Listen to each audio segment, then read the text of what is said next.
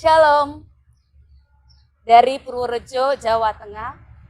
Izinkan saya, Pendeta Ervina Salu, yang saat ini melayani sebagai Ketua Majelis Jemaat di GPB Gria Mulia Purworejo, Mopel, Jawa Tengah, Daerah Istimewa Yogyakarta, menyapa Ibu Bapak Saudara, anak-anak, dan pendengar setia Morning Call. Selamat pagi dan salam sejahtera bagi kita semua.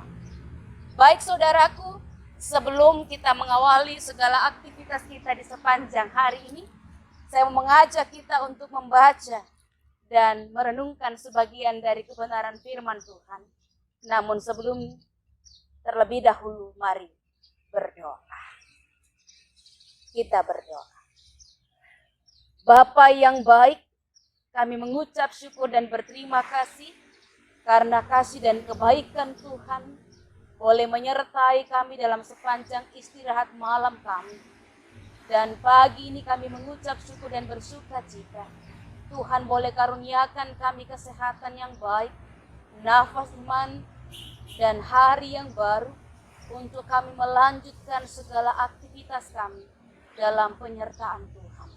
Kami mohon biarlah firman yang kami baca dan renungkan saat ini dapat mengajar kami, memperbaiki kelakuan kami, mendidik kami dalam kebenaran, dan senantiasa menuntun kami untuk melakukan yang terbaik dalam penyertaan. Urapi setiap kami, ampunkan salah dosa kami. Terima kasih Tuhan, kami berdoa di dalam nama Yesus. Amin.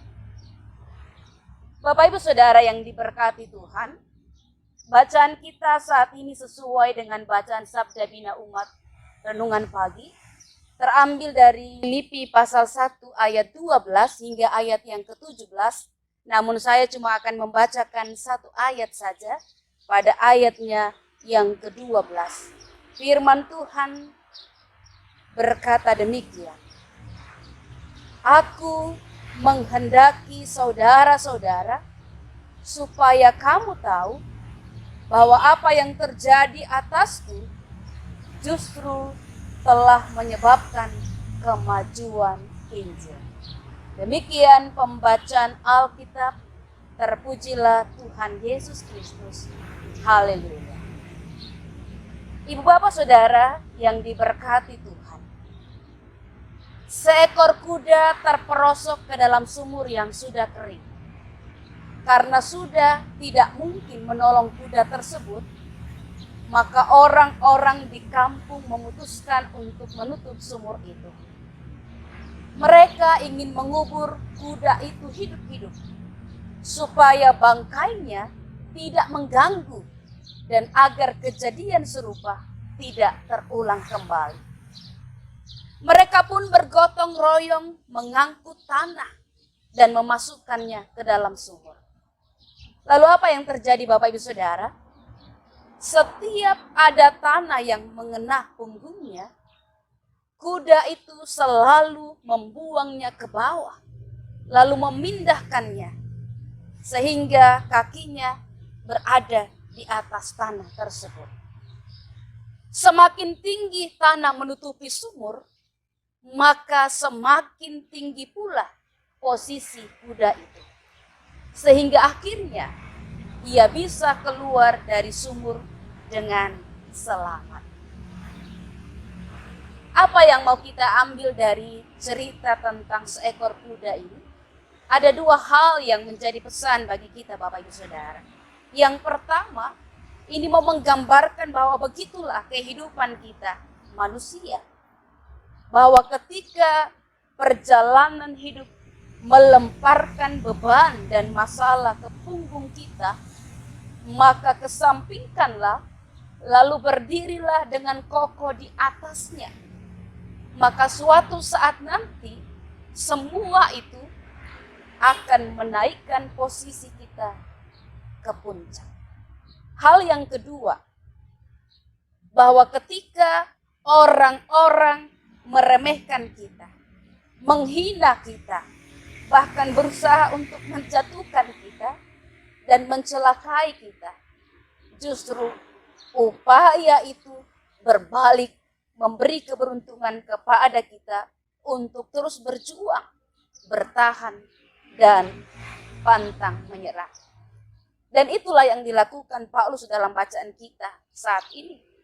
Sebagaimana dalam bacaan kita dari Filipi pasal 1 ayat 12 sampai 17 Bapak Ibu Saudara.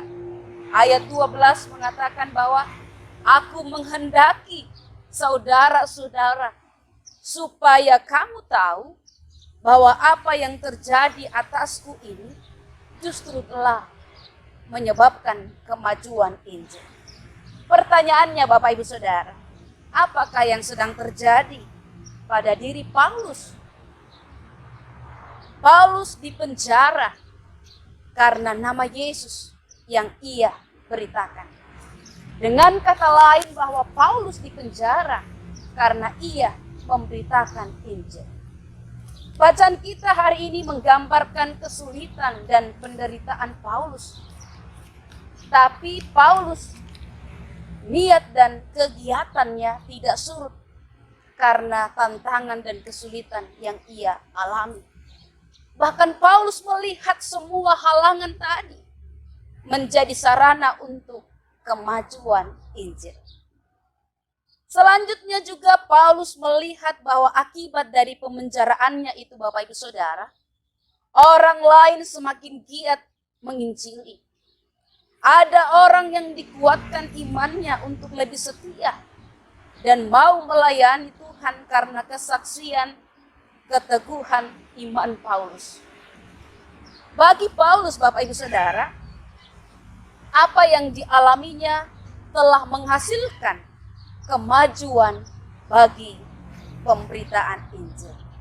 Oleh karena itu, dalam situasi yang demikian, tidak mengurangi semangat Paulus untuk memberitakan siapa Yesus bagi orang lain, termasuk dengan cara mengirim surat kepada jemaat-jemaat yang pernah ia layani. Semangat menyampaikan berita Injil bagi orang lain tidak dapat dibatasi oleh situasi dan kondisi apapun.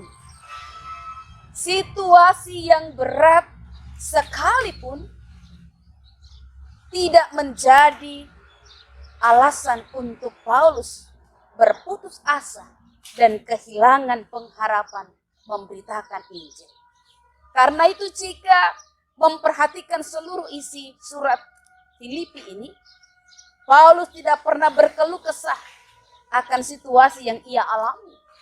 Namun sebaliknya, Paulus menyatakan syukur kepada Tuhan Yesus yang senantiasa menyertai dan memberkati kehidupan Paulus. Bapak Ibu Saudara yang diberkati Tuhan, mungkin saat ini ada hal-hal yang membuat kita merasa khawatir, takut, dan cemas. Apakah itu masalah pekerjaan? Apakah itu juga mengenai bencana alam yang terjadi di awal tahun ini? Ataukah karena sakit penyakit seperti COVID-19 yang masih melanda seluruh dunia sampai saat ini? Ataukah dalam pelayanan kita seringkali bergumul dan merasa kelelahan atau merasa tidak mampu karena adanya tekanan yang berat dari pihak orang yang tidak percaya kepada Yesus?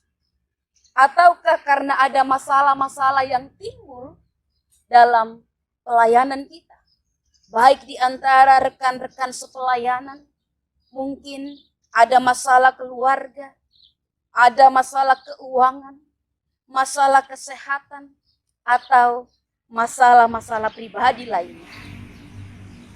Dari kehidupan Paulus, mari belajar Bapak Ibu Saudara, bahwa janganlah hendaknya hal itu membuat kita menjadi lemah atau mundur dari pelayanan.